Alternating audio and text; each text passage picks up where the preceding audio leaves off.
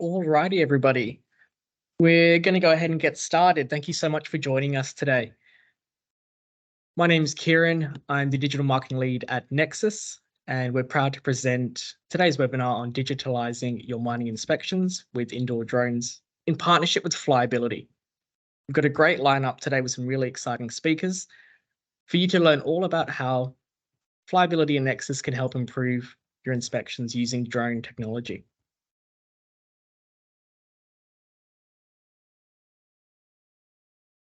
So a little bit about how today's going to run. We're going to start off by meeting our presenters. We'll walk through who we've got talking to you today. A little brief spiel about Nexxis, what we do and how we work. We'll then be greeted by our Flyability representative, Joel Chan, who'll talk to us about the Elios 3 so you can get a deeper and better understanding of it. We'll then go through how to get the most out of your Elios 3. How do we really truly get the best use out of it and optimize every single moment that we have with it. We'll then go through some use cases and some real life scenarios and success stories that we've had with the Flyability's Elios 3 drone. Rounded up by some questions at the end. If you do have any questions during this presentation, please use the Q&A. I'd be more than happy to take a look at those at the end and get back to you with some answers, hopefully. So who do we have speaking today? So as I mentioned before, my name's Kieran Sandhu. I'm with the marketing team here at Nexxis, and I'll be facilitating today's webinar. We then have the pleasure of being joined by Joel Chan, the Regional Sales Manager in APAC for Flyability. Joel has vast experience with both Flyability and in the drone sector. He's personally our right-hand man when it comes to the drone area and will be a huge asset in today's webinar. We'll then be joined by Narendra. He's our lead product specialist here at Nexxis. He's been with Nexxis for coming on 10 years now, and actually hosts and runs our training sessions as well as supporting the servicing team here. We have Charles Ray from Flyability joining us, the Global Field Operations Manager, who'll be going through our success and case stories at the end. And we'll also introduce you to Sarah Lee. She's our solutions engineer specializing in our drone products here at Nexxis, and she'll be able to help you with all your inquiries going forward.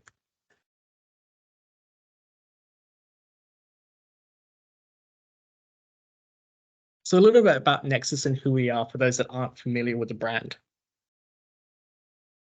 We were established in 2014.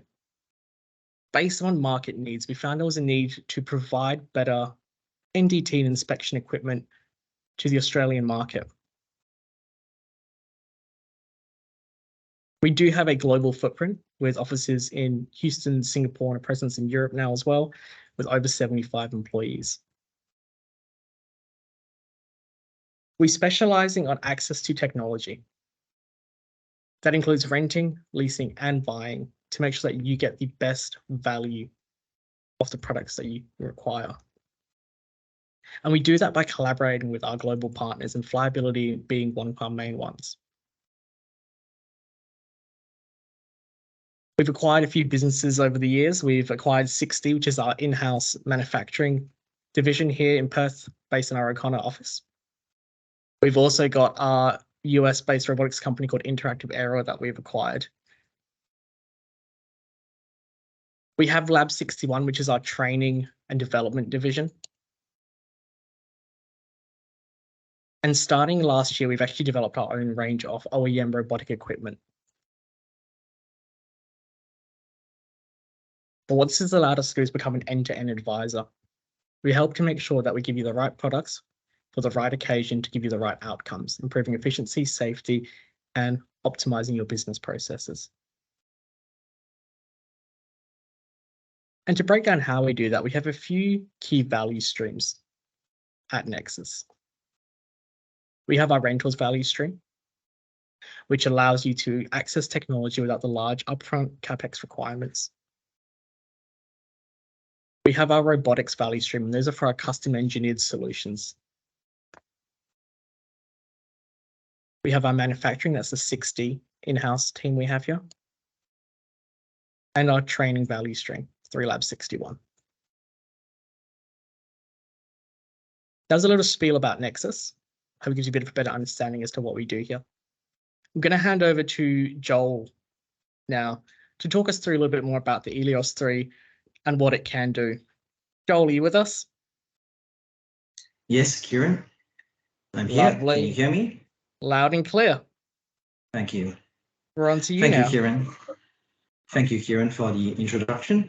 Good afternoon, everybody. So my name is Joel, and I'm the Regional Sales Manager for Flyability, taking care of the Australian-New Zealand market. So today I'm going to talk about the Elios 3. Next slide, please.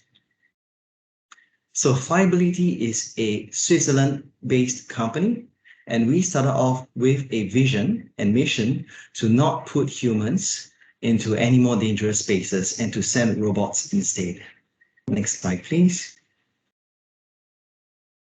We started off in 2014 with a market breakthrough with the Elios 1, which is our very first collision-tolerant indoor drone.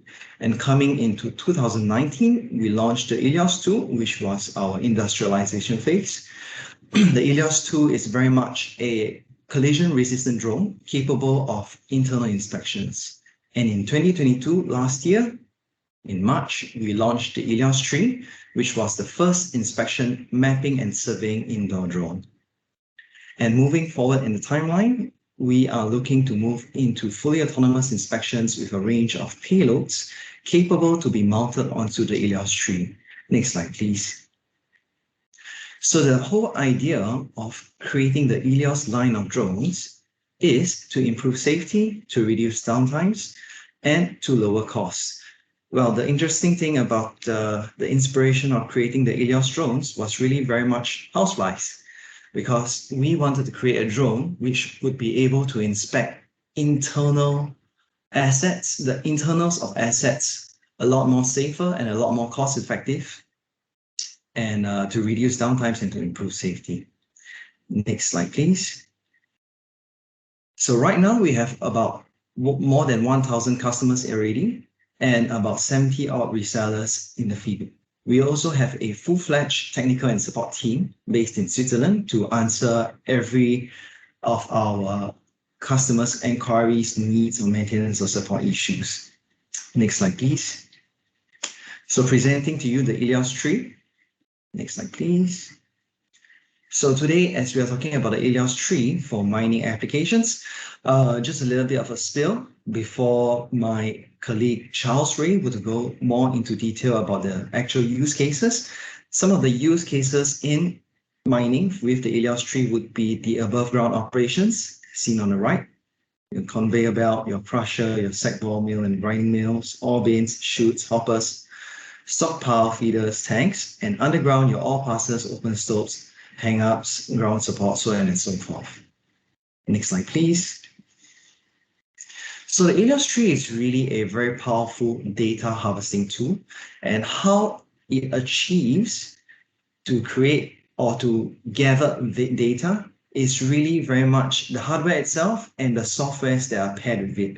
There are three softwares that are paired with the Elios 3, one being the FlyAware, which is the SLAM engine that we have developed internally in Switzerland based in our HQ. Cockpit, which is the program that allows the pilot to control the drone, pilot the drone, and also Inspector, which I will touch more about later. Next slide, please.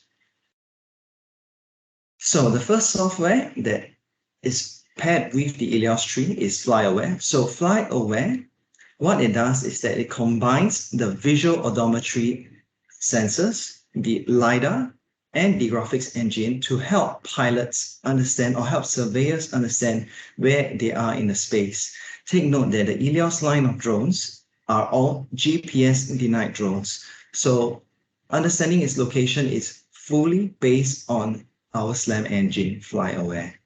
Next slide, please. Here you can see the actual recording from the cockpit itself and what the drone pilot or surveyor is seeing. First, you can see the visual image, and if you tap on the bottom screen, you will enlarge the LiDAR output into this cockpit screen recording.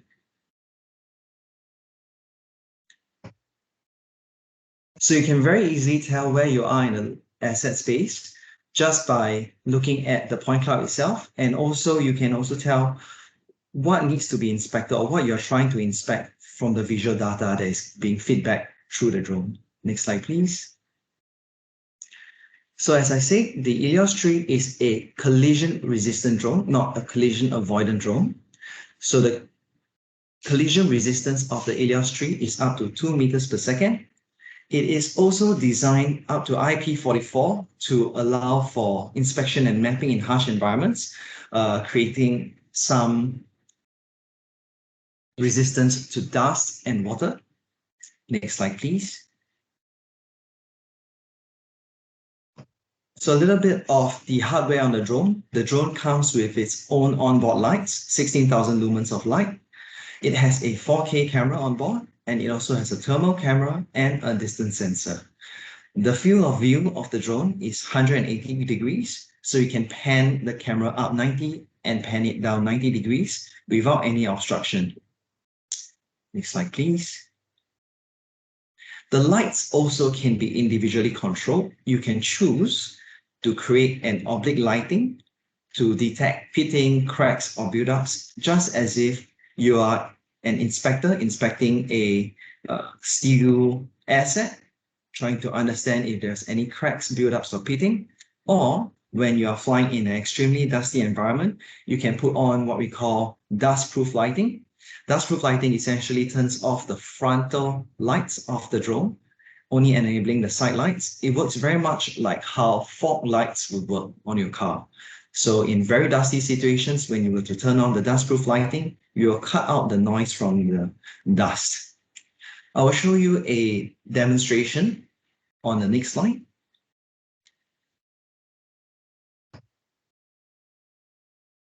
Play that, Kieran, thank you. Sorry, 1 second. It's just getting me to go into another window.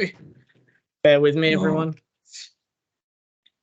So just to orientate everyone, on the left is our industry standard dust-proof lighting, and on the right is without the dust-proof lighting on.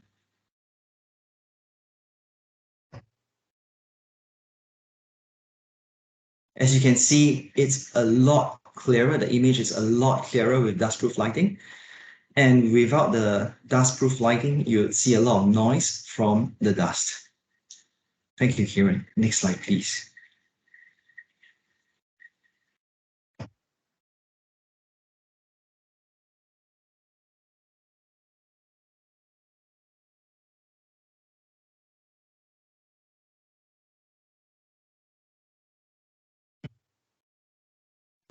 So the Elios 3 also comes with a future-proof modular payload bay. When you purchase the Elios 3 at this very current point of time, it already comes with the LiDAR on board, which you can see mounted to the back of the drone. In the center of the drone and at the front of the drone are two other mounting points, which we have recently released. Another sensor that attaches onto the drone, which is the radiation sensor. And in our timeline, we are looking to also release a UT sensor, gas sensor, and future other sensors for all our surveyors and inspectors' needs. So on the back of the drone, there is an auxiliary port that allows the pairing or the mounting of future payloads. Thank you, Kieran. Next slide, please.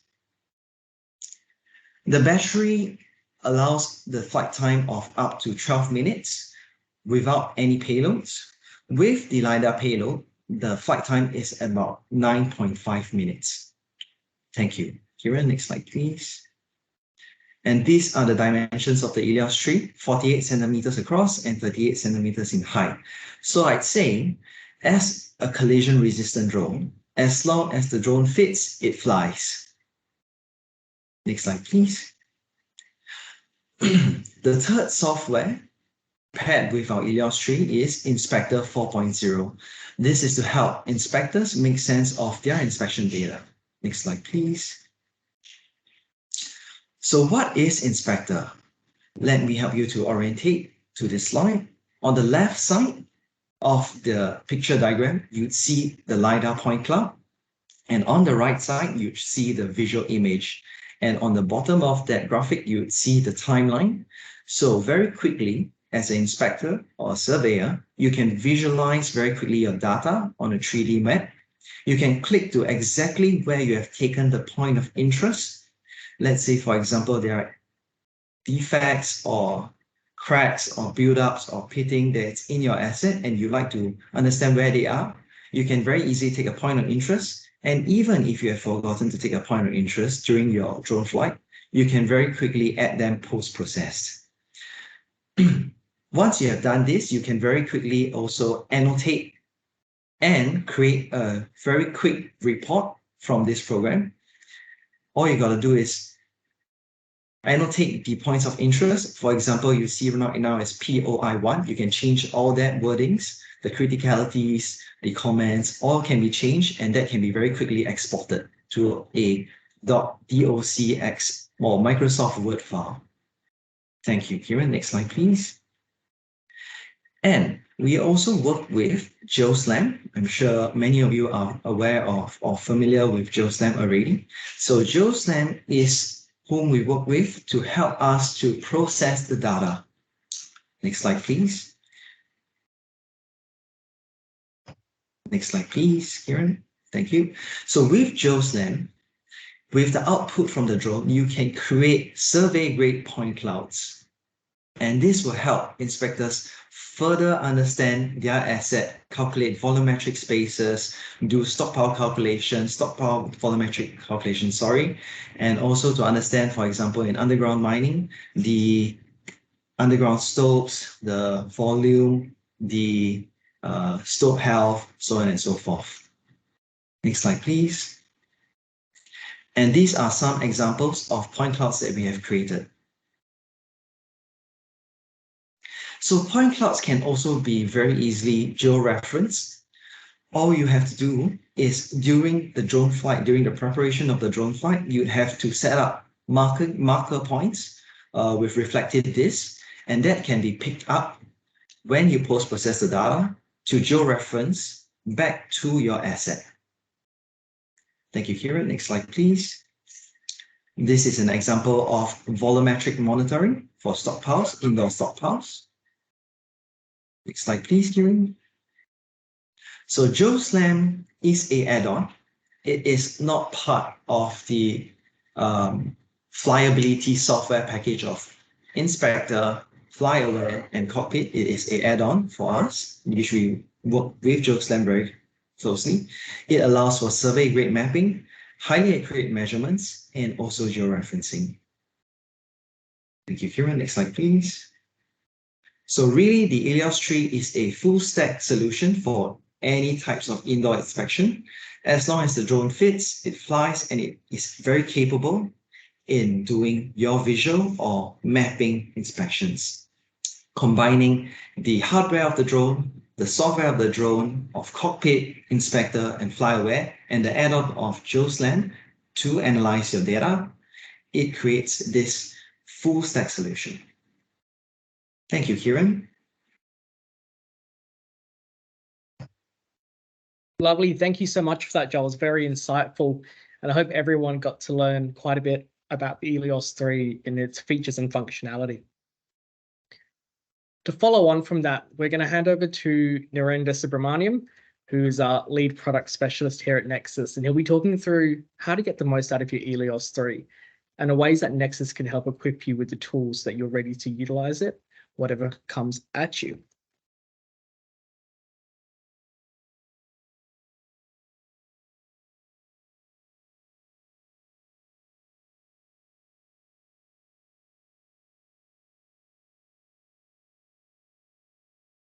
Lovely. Thanks, Narendra. Over to you. Thanks, Kiran. Good day, all. My name is Narendra, and I'll be talking about the training set of things from regarding the Elios. So what we do in terms of the next slide, please. Yeah. What we do is we have the product familiarization and training, which, as you can see, has got 4 different components on your screen. Now, what we do in this case is when a customer wants to have a training on the Elios 3 drone, we show them the product first and explain all the components, which as a kit item, what goes with the drone. And then we explain the individual components of that.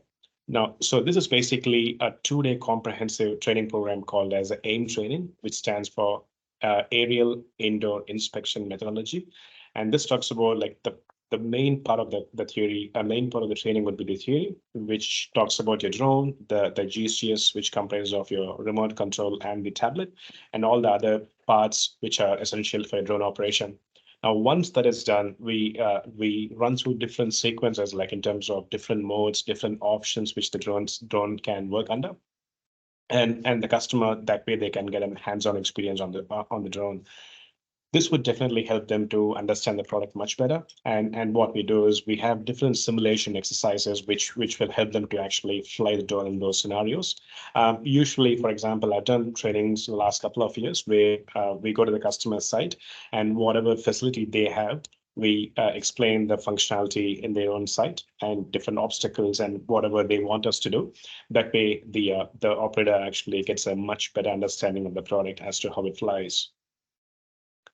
What we also do as a part of the training is we explain the theory part of it first, which is followed by the practical session, and eventually towards the end of the program, what we do is we explain how the data can be downloaded to the system, which can be helpful for them to do the post-processing investigation. This is done by Inspector software, and all the process, whatever is required to get a nice data, is explained in the training program as well. Next slide, please. Right. Next to the service and maintenance part of things, what we do is we, as a part of the training slides and the actual the practical sessions, we explain the customer as to what things they can fix on their own. For example, the drone has got multiple parts which can fail over a period of time, or it needs replacement, whatever it is. So let's say, for example, if a propeller breaks, we explain the customer as to how quickly and easily it can be fixed on site, because you'll be also supplied with all the spare parts when you purchase the drone. And similarly, when they have mandatory replacements, like let's say, for example, motors, which needs change after 50 hours, those also are explained in the PowerPoint slides, which we give to our customers, which we explain in the training session. So right from the start to finish, we tell them as to what are the fixes which can be done on site by the customer themselves. And worst case scenario, if something goes wrong, which they are unable to fix, that is when Nexxis, we have an in-house service team who can do the fault finding. And if it needs any replacement, what we can do is we can support the customers by supplying the spare parts. We fix it ourselves, and then we do the inspection, do a comprehensive checklists and everything. That way, the product, when it leaves the door, we make sure that it's fully fit for use again. Thank you. Brilliant. Thank you, Naren. Oops, squeaky there. Thank you so much for that, Naren. It's great to hear how we can provide the additional support after the equipment's been acquired and ensure that you and everyone else are ready to go. I'd like to welcome Charles to the podium, please. Charles, we're going through some use cases of the Elios 3 in the real world scenario, and he'll be able to talk through it better than I can. Charles, can you hear us okay? Oh, we've got no sound from Charles. Sorry, just 1 second here.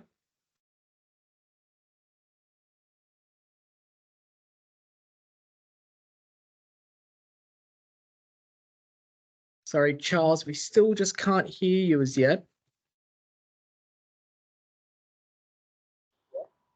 Yeah, can you hear me? Loud and clear, brilliant. Cool, sorry, technology, you know, we are flying drones, but computer sometimes is out of my reach. So hi, I'm Charles Ray, and I'm the training manager and global field manager for Flyability. And in terms of mining, I wanted to share a couple of aspects, because between Elios 1 and Elios 3, there have been a huge there is a huge difference actually on what you can see and what you can do also. We still have kept the same idea as why we built Elios 1 initially, so really to remove people from dangerous places when it's not to do some work. So when you send an inspector just to have a look at something, but he will not fix something directly. Just to gather information, we could send a drone. It's much safer. Even if something falls on the drone, it's just material. It's not a human being. To give you an example, we were inspecting a ventilation shaft a couple 2 weeks ago, and right before we started the drone, like 25 kilo rock fell like 10 meters away from us because we were not in direct line with the chute. And here is where you really see the value of sending technology and material and robots instead of human. So that was the main goal of Elios 1, that would give you a lot of visual information. Then we worked with Elios 2 and Elios 3, and now with Elios 3, you have the map that can give you a really good understanding of where are the problem. And you have also the option that Joel was talking about a minute ago, the georeferencing, the survey accuracy map, to make sure that you really understand and you really see the changes over years. So can you go to the next slide, please? So really those two aspects, visual inspection. So you see the defect, you can assess it with a 1080p or 4K camera. You also have the thermal camera, which has a low resolution, but that can really help you to find water leaks, to find difference in heat in your facility. So we did found a couple of water leaks and ventilation shaft, just because we could switch not in flight but post flight. You can also do it in flight actually, but it's harder to fly. But we switched after in inspector to see where was the cold air coming in a ventilation shaft, or in an opening or in an old working. Then you have this mapping that really allows you to, in one flight, have a complete map that show you where you flew. So in this example, this was in Kazakhstan. That was a draw point and a stope on the right and an overpass on the left. We were able to do that in one flight to have a good overview to see so actually the overpass on the right was blocked. They wanted to see where it was blocked. Could find in less than 5 minutes the blockage that was very close to the point where I flew there. And in the overpass, we could find some fuses and unexploded material in there. So it gives you this map very, very quickly. You have 3 different resolution of map. You have the map that you have on the tablet when you fly. That will is actually we reduce the number of points to be able to visualize it properly, not to have too much noise, and to be able to have a good display on the tablet. So it's a maximum of 2 million points. Then you have the map that having this reduction downstreaming of then sampling of points in inspector. That will be about 18 million points per flight. And if you go to inspector, to GeoSLAM, I'm sorry, in a model like that, you would be about around 80 to 90 million points without filtering. You can always filter, because we know that the big problem in mining, in very large mine, is that you have so much data with LiDAR that you cannot display everything. So you need a high accuracy, but you don't need a high density of points. And that's where the filtering option of GeoSLAM allows you to really reduce the number of points, but still keep this accuracy. So now let's talk about the use cases. Please, next slide. So one of the biggest use cases was really the stope inspection. So you can, there should be a video, by the way, here. Stope inspection, this allow you to have very, very quickly a good analysis on how is your stope. Do you have any material left? So again, we could find in some area that they hadn't the blasting had not worked properly, and there were still some material left in there, but it was completely out of reach of an inspector because it was very far away inside of the stope. But by flying the drone, we could see the drilling and the blasting marks and and tubes, I would say. And we could really see in the model that there were still material that was supposed to be blasted, that was still left in there with the point cloud. And with the camera, we can also have good information about the geology of inside of those stopes, in which you can obviously not send any humans and that are very out of reach most of the time. So really in one flight, you have the possibility when you fly the drone to access that kind of information. With the second tablet, potentially you can give to your inspector, if it's not the inspector that is flying, or to your geologs. They can see exactly the quality of the rock, and they can take action and decision with that information. And in the high accuracy model after, if you place some reflective targets, geo-referenced reflective targets, you have the ability to have really a high accuracy map oriented and geolocalized properly.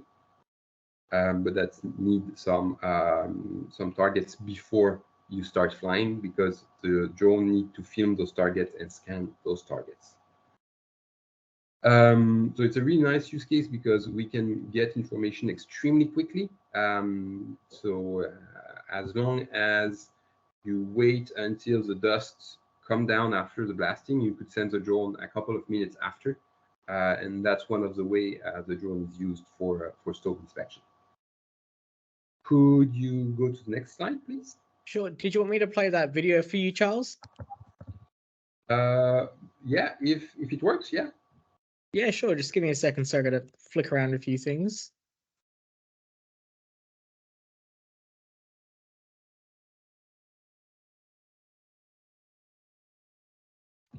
So that's what you see in Inspector after. On my side, it's lagging a little bit, but anyway. So you can see that the pilot is flying through the top of the stope. You can see on the left the camera moving and the drone moving. So the white dot and the marks are the drone moving around in the stope. And on the right, you have what the pilot see actually when he's flying. You can see the dust down there, but still he have a really good understanding of where he is in the stope, where to fly, and can see all the dangerous things for the drone in terms of hanging object and stuff like that. And he will obviously use a lot the camera to see where he goes and how to come back.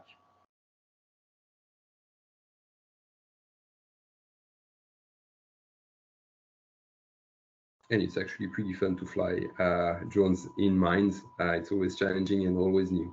Well, personally, I love it. So draw points. Draw point inspection are also very interesting because we can gather data extremely quickly again and assess the state of the bottom part of the draw points. Most of the time, what people want is really to have the first part of the draw points, so the bottom part, to be able to do an assessment of do they need some rework, is there a risk of blocking the material falling down or not. Usually people use a traditional CMS, but you cannot go very far away with the CMS, as you usually put it on a stick in as far as possible. So first you need to go close to the area to do it, which is not safe. Well, it's not perfect, I would say. And then you are also blocked due to the range of the CMS. So with the drone, you can simply fly in, fly quickly inside of the draw points, do a 360-degree turn if it's just a good map that you want, and then you fly back and out. Even if it's dusty, the LiDAR still see extremely well through dust. And as the distance are not huge, you will have a really, really good map very quickly. So this is also an inspection that we do pretty often to be able to have a good assessment of the quality of the draw point and the risk of degradation of the walls to make sure that it's still good to use and there won't be blockage. Could you switch to the next I don't know if it's a video, but if it's a video, you can play it. Otherwise, you There can switch to sure is. Give me 1 second.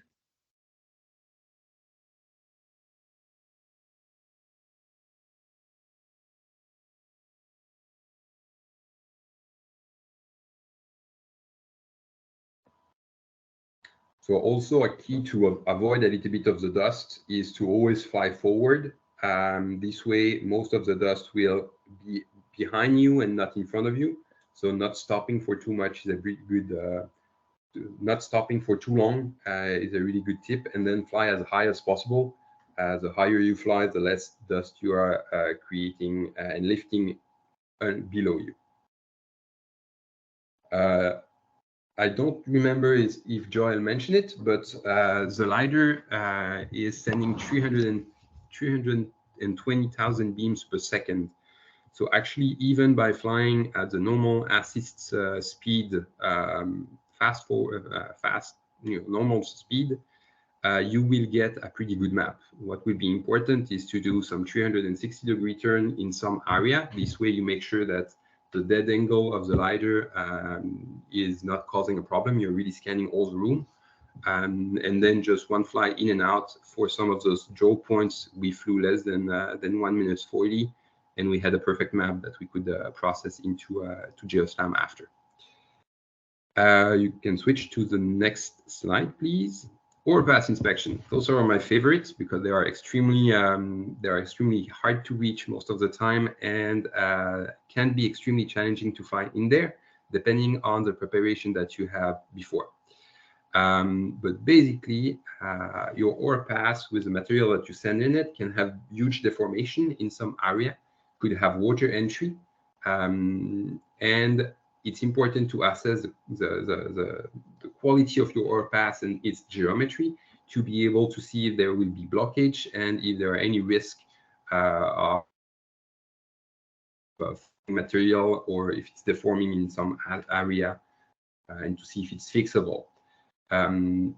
So you can fly pretty quickly in an overpass, as most of the time the rocks have deformed a little bit the wall. You can really have a good mapping of it.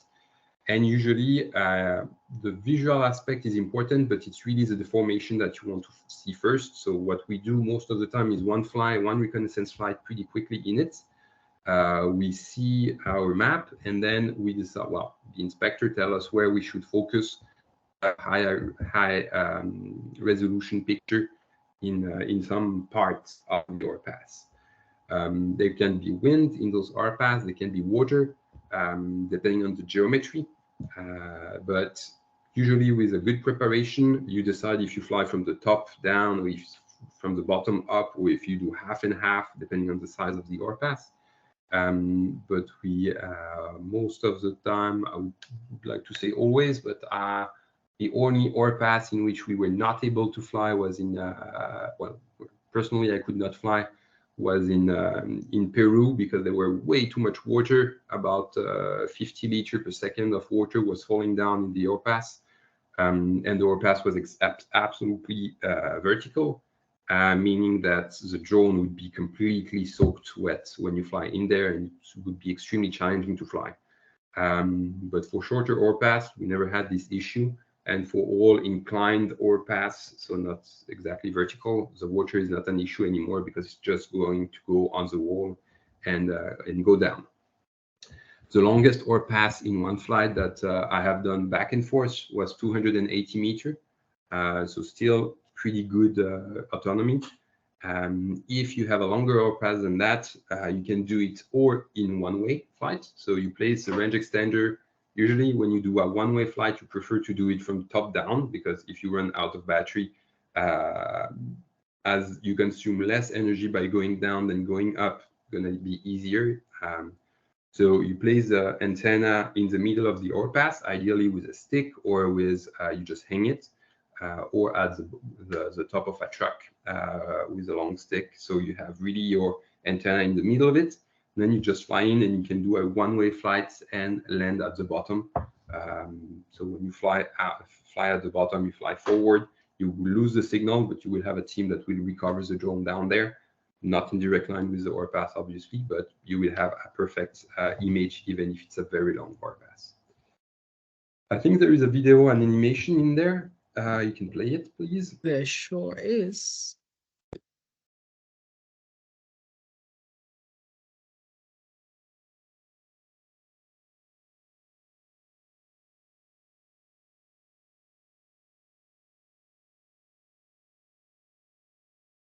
So that was the flight in a gold mine in Kazakhstan.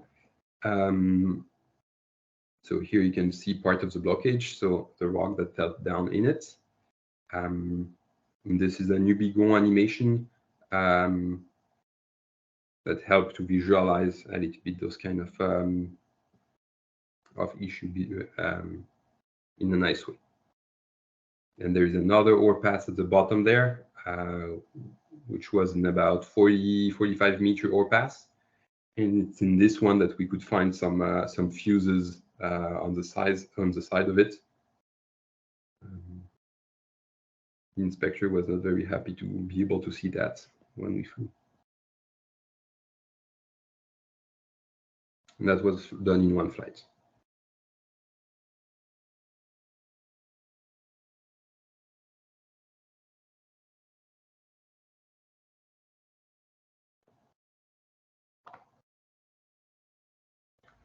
Cool. Well, when we do a ore pass inspection, it's also to avoid hangups or to prevent them as much as possible when it's possible. But otherwise, we also want to be able to localize very quickly hangups, because that's a big issue for the production. If you cannot use your ore pass because it's blocked somewhere, it creates big safety issue, but also you are not able to move in the mine some material and some ore. And this is an issue, as depending on your mine, sometimes you know exactly the volume that is put in the ore pass and which is taken down after. So in theory, with some calculation, you should be able to localize it more or less where it is. However, it's not always the case, and you really do not want to have an employee that is looking up to try to figure out where is the ore pass, because it causes huge safety issue. And we have been called in a couple of occasions already to locate ore hangups. Usually we are able to do it in less than one flight. So the trickiest thing actually during this hang-up inspection is to place the range extender properly. So again, we are using pools, we are using, we designed at some point a 20-meter pool with two big wheels at the end. This way we could push from very far away the range extender as close as possible as the bottom of the ore pass. And then usually in less than one flight, we are able to localize it. We have, with Elios 3 and the LiDar, we have exactly the map of where it is, which distance, how it looks. And you can also see the size of the blockage and what kind of blockage it is. Is it, like in this image, a big rock that is completely stopping the ore pass, or if it's a mix of material that's compressed in it and that is doing this blockage. So this helps to understand if the way to release this hang-up is just by putting water in it and increasing the weight of the blockage and falling down, or if you will have to drill a hole from the side and place some explosive. But again, with this information of where is the blockage exactly, you will be able to drill at the right place and to put the right amount of explosive to do a blasting, accurate and precise blasting in there. So yeah, thank you. I think there is an animation again or a video. You can play it, please.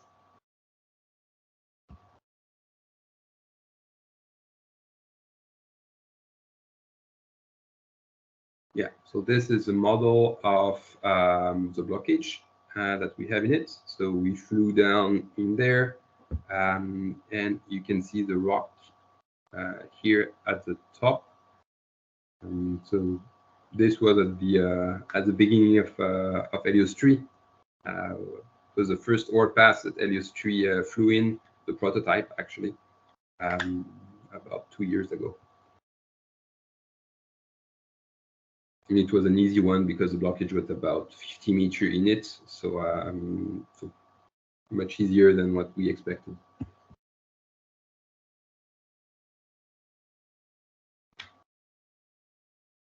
Crusher inspection. So this one is a huge crusher, and actually the purpose was to be able to inspect the liners in it. In this case, there were a blockage. Well, first entering into a crusher, it's extremely dangerous and completely forbidden. So you would never send a human to see where is the blockage. So sending the drone, doing this assessment in less than 5 minutes most of the time is pretty easy.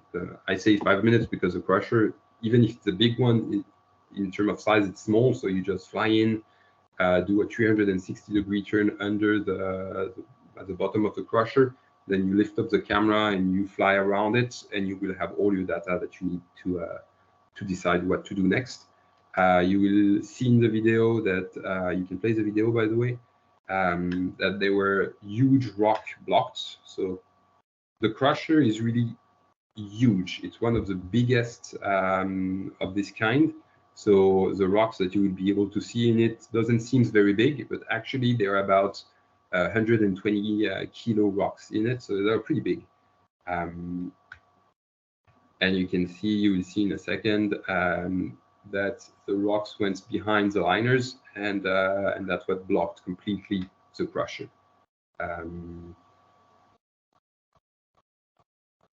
In a crusher like that, usually the biggest issue will be the dust. As it's a crusher, it's literally here to create some dust, well, to crush the rocks. It's extremely dusty. So one thing that can be done when it's just rocks is just by, if you want to have an easier flight for the pilots and safer, because seeing is what will really help you to orient yourself and to avoid potential risk. It's just to hose down a little bit the material in it, so the dust will stick on the wall, and then you can do your flight without any issue, without any dust at all in it. So it can be very useful to prepare. You can go to the next use case then.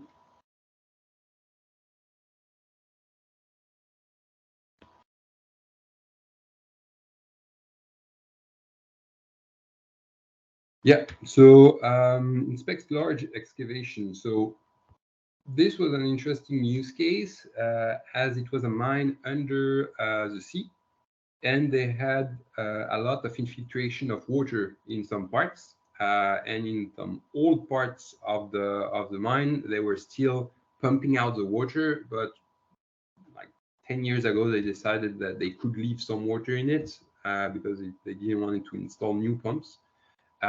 So they were, and you can actually see on the side of the image here that the water started to dig into the structure of the tunnel. But as it's an old part of the mine, nobody ever goes in this area. So by flying the drone in there, do a quick reconnaissance flight in it, flying as far as possible according to the signal, allow them to see exactly how much of the wall were eaten by the sea water. And if anything had collapsed or anywhere, it's really a remote part of the mine that nobody goes anymore. But still, they need to know the general condition. You can play the video, please.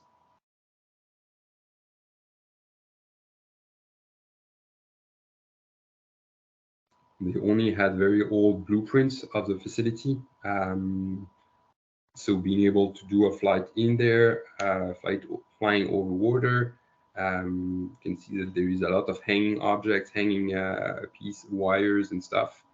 You need to be a bit careful with that when you are flying. But still, you can cover a very large area. You could see here at the top right of the screen, the pilot had the first weak signal due to range. So when he see it as it's flying over water and in places that in which he cannot recover the drone, he is careful. So he always have a look at his signal strength. And at the first weak signal warnings, he's flying backward a couple of meters to get back the signal to stay on the safe side in terms of signal.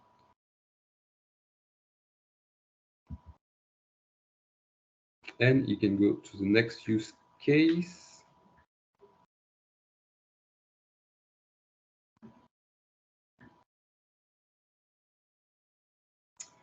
Stockpile volumetry. So this is an interesting one. I would say you could potentially do a little bit of outdoor stockpile volumetry, but there are better devices than Elios 3 for that.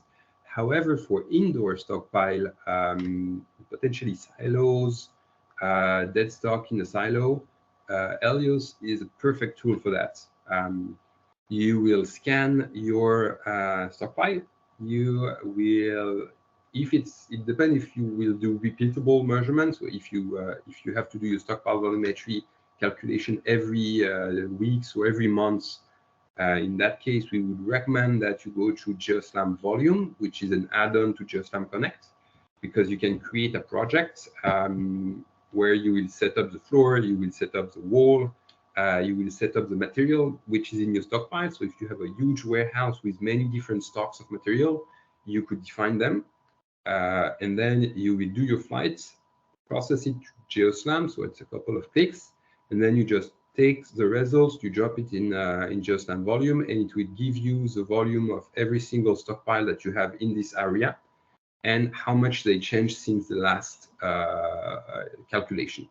And that it's done almost completely automatically. So you will have your different, you will have charts, you will have your different stockpile with their volume, their weight. You can specify exactly which kind of material is in which pile of material. And in a stockpile, indoor stockpile with like in this warehouse, the good part is that you can really scan it from every side, which would not be possible from a guy walking over with a stockpile, because you would always miss a corner, or stockpile are not always very smooth and sometimes have deformation. So flying with the drone over it and on the side of it allows you to do a really, really good scan of it, and to do that in less than except very, very large stockpile, we never do more than one flight over a stockpile. It's more than enough. And recently, in terms of in the same kind of use case, we had a customer that asked us to scan a 32 meters silo. It was considered as empty, but they could see from the top hatch that there was still a lot of material in there, that dead stock, but they wanted to know how much dead stock was in this silo. And in one flight, we were able to tell them that there were almost 980 cubic meters of material, which is important on their side, because now they know how much material, they can take the total volume of their the silo, and they know that 1,000 cubic meter basically is what is their dead stock and what they will never be able to recover from this silo. So in terms of production, it's a good information for them for their next shutdown and those kind of stock management, basically. You can switch. Oh yeah, and sorry, one last thing. So as I was saying, for repeatable stockpile measurement, GeoSLAM Volume is a great tool.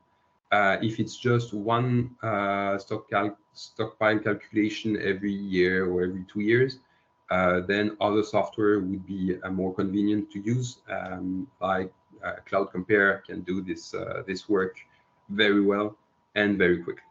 You can play the video, please.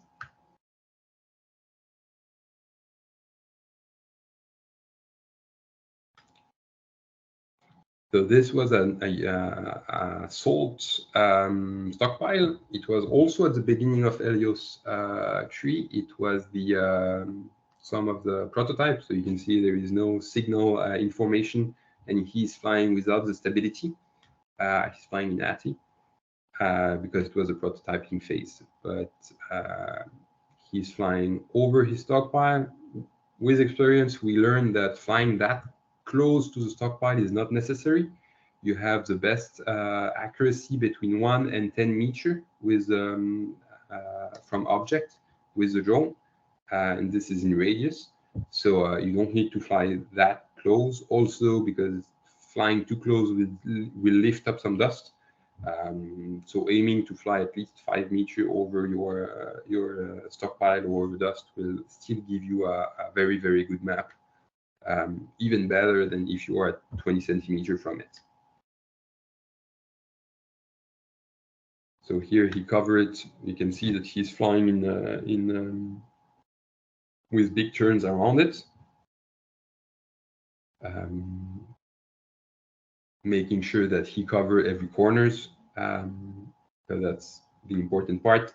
And also, if you have a stockpile like that in the middle of a warehouse, you want to scan the back part and the front part to make sure that you have the real floor. Because that's one of the biggest problem is to know in a warehouse that have a lot of material, where is the floor actually? Because a 10 centimeter or 20 centimeter difference in the floor level will have a huge impact on your on the volume of your stockpile. So defining well where is the floor is very important. And yeah, you can switch between the camera and the point cloud when you are flying.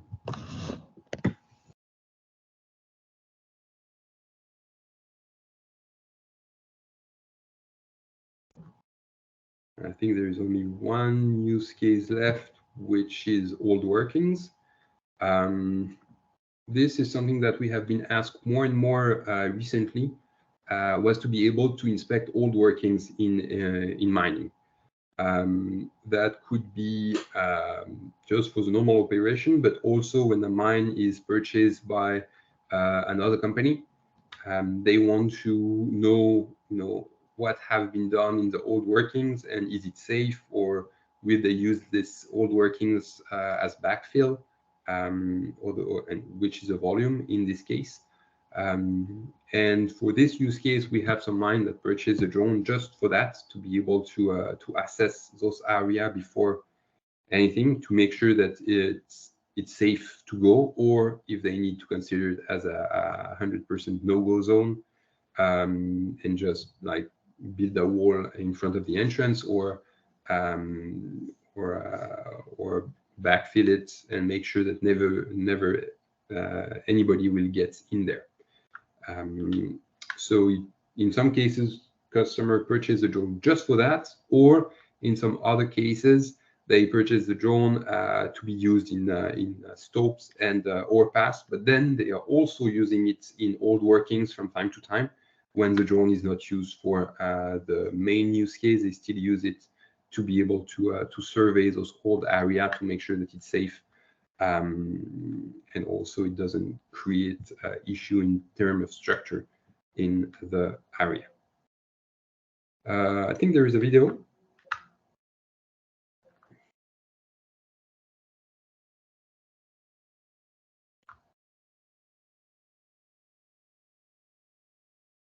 So that was an old area, not very old, but in a second he will go in a place where nobody went for almost 30 years.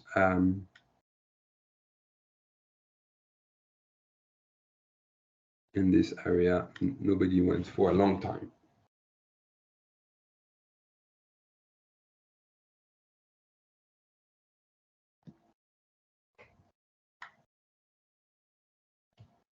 You can see on the map on the right all the area that he covered in one flight by staying in the same position. So the signal strength of Elios 3 is a little bit better than Elios 2. We are not using the same transmission system. And then with the range extender that allows you to place the antenna in place where you don't want to put the pilot, or you don't want to put anybody by using sticks, by using rover or anything like that, allows you to place even better the antenna and extending your range, really. I think it was all for me. It sure was, Charles. Thank you so much for that. You're welcome. Lots of valuable information and some really great insights to maximizing your use of the Elios 3, and some great tips in there, particularly, you know, even just watering down the dust to make those inspections that much clearer, that much more efficient. Absolutely great ideas. That concludes our primary presenters for today. And I hope that you've all learned quite a bit about the Elios 3 and how it can benefit you. I've got some questions that have come through. So Charles and Joel, if you're both still around, would love to go through some of these questions.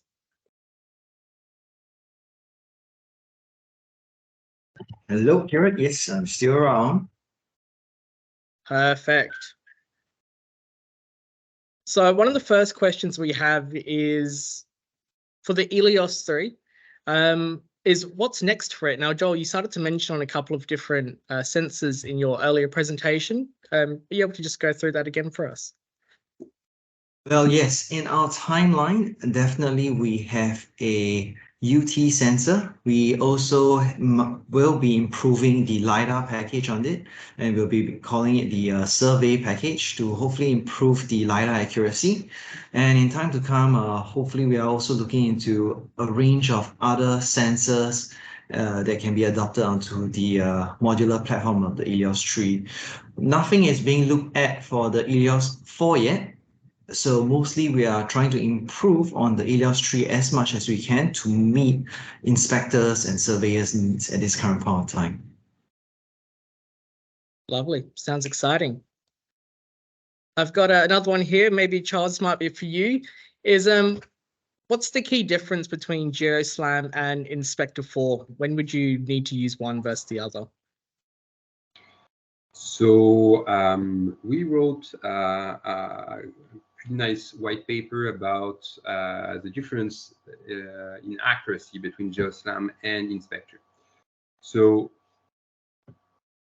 Inspector is using the 3 VIO cameras and the LiDAR to build up the map, but is not doing a lot of re-optimization during the flight. This it's because the pilots need the map to be able to fly. So you need to have a visualization very quickly.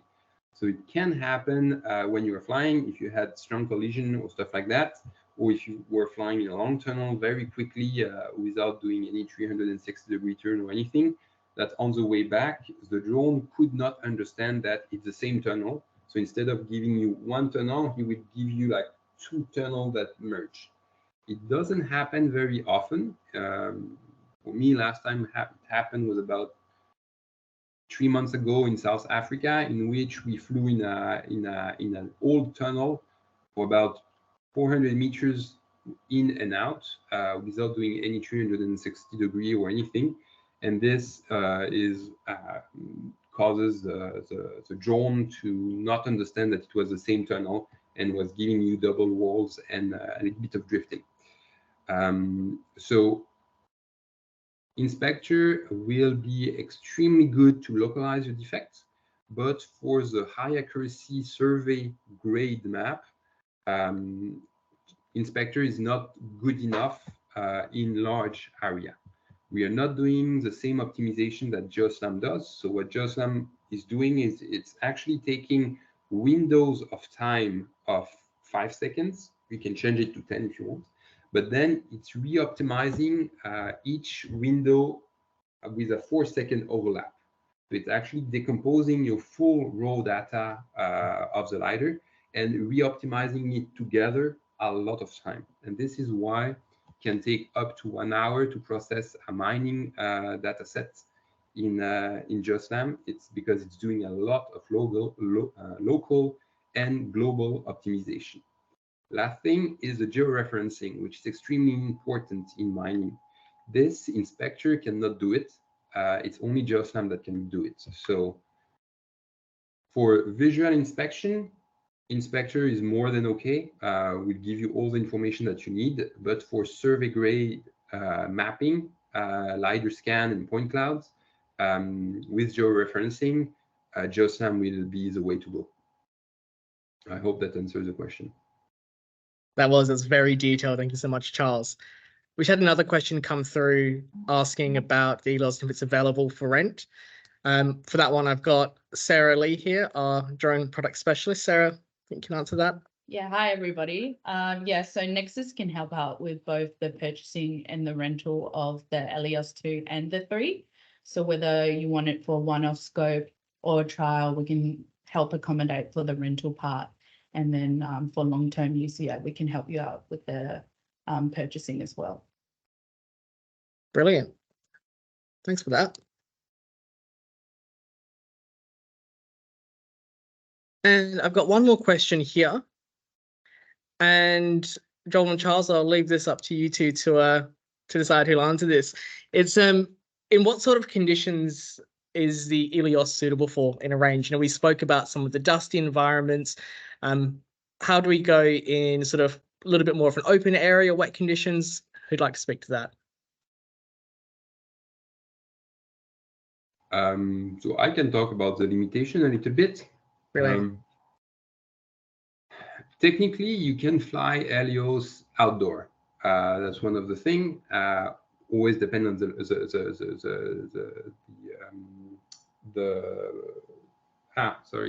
the country policy, but technically the drone can be flown outside.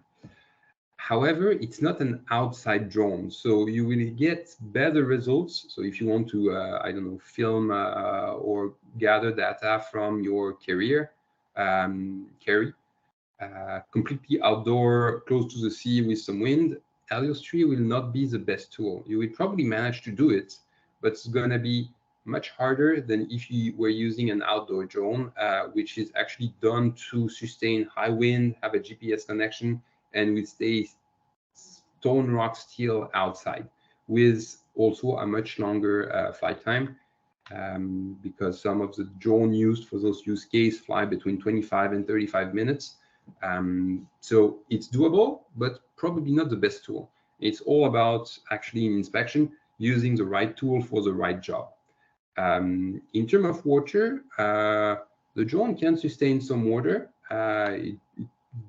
We have designed it to be able to resist for some splashes. As I was saying in the example, if you are in an overpass with 20 liters per second of water and you fly right under it, probably not going to work for very long. However, if it's just water dripping, we fly a lot in sewers where we get some water. There won't be any issue most of the time. In terms of dust, the drone resists extremely well to dust, really extremely well. We put them in a cement silo where you don't see anything. And that's the issue, actually, because the drone will fly. However, you won't get any valuable data. So the idea is, in those cases, to assess what do you need for your inspection. So is it the LiDAR point cloud or is it visual inspection? And if you take the example of the cement plant again, if you fly in a 1.5 meter diameter tunnel or pipe which is horizontal with a lot of flying dust inside, the problem is that you won't see anything. As the wind created by the drone will lift the dust around you, you will simply not see, even if you were going inside the pipe, you wouldn't see your hands. So in terms of flying, the drone can fly, but the data that you will gather won't be very good. And that's where the asset preparation could help in that kind of exactly the same use case as I was saying. Vertical big pipe with a lot of flying dust. What you could do would be to, if you can wet the dust, wet it. If you can't, just create an airflow. Create an airflow in the facility that will actually push the dust. We'll have a face wind. This way, when you will be flying inside, all the dust created by the drone will be pushed behind you. That will help a lot. So there are some asset preparation that you can do that will help. We also saw in some use cases where we did the first flight, we couldn't see anything because the drone was lifting a lot of dust that would saturate the environment and you would be completely blinded. But you let the dust settle down, you do another flight, and on the second or third flight, you could start to see very well because all the dust that was lying on the wall and on the ceiling fell down, went down, and as you are flying pretty high, you can still see very well. Speed is always your friend also in terms of dusty environment. This way, the dust go behind you. So experience will tell you a little bit what you can do, what you can't. We are more than happy to help you as a training team, and I'm sure Narendra and Sarah can also help you in what can be done or not, and assess that. But yeah, with a little bit of preparation and I would say common sense, you can really find what is doable and what can't. And also, just to add on to Charles' point, in terms of industries applications, today we are talking about mining, but in terms of industry applications, the Elios tree can also be applied to power generation, oil and gas, cement, sewers. So power generation being your coal-fired boilers, your heat recovery steam generators, your waste incinerators, oil and gas being your chimney smokestacks, your storage tanks, your refineries, cement being your kilns, your cooling towers, your risers, and sewers being your water network inspections, being your box culverts, stormwater drains, so on and so forth. Thank you. Brilliant. Thanks, Joel. You jumped ahead to my next question, which was what else is it suitable for? So now that we've got that all covered, it's a good segue for us just to lead into Sarah. So as we introduced before, so we've got her over here blushing away. As we introduced before, Sarah is one of our solutions engineers, our drone product specialist. If you are interested in having a demonstration, either on-site or in our Nexxis warehouse here in Perth, feel free to get in touch. We've got Sarah's details up on the screen there as well. Yeah. If you have any other general inquiries as well, I'm sure Sarah will be more than happy to help should you need it. Yep. Thanks, Kieran. So yeah, as one of the solutions engineers here, specifically look after the drone side of the business. So yeah, happy to take all your drone related inquiries, even if you're just curious or anything else. Just give me a shout and yeah, be happy to sort you out. Great. Thanks, Sarah. So that wraps us up for today for our Nexxis and Flyability's Digitalizing Your Mining Inspection webinar. I hope everyone who's joined us today has found this information valuable. We will be sending out a recording of the meeting in the next couple of days once it's been processed for you all to take a look at your leisure. If anyone did have any inquiries or anything that they wanted to find out more about, please do get in touch and we'd be happy to help. Thank you, Joel. Thank you, Charles. And thank you, Sarah, for joining us today. And thank you, everyone else out there. Thank you, Kieran, for hosting and having us on board for this mining webinar. And thank you for everyone. Thank you. Thank you. Goodbye. Have a nice day.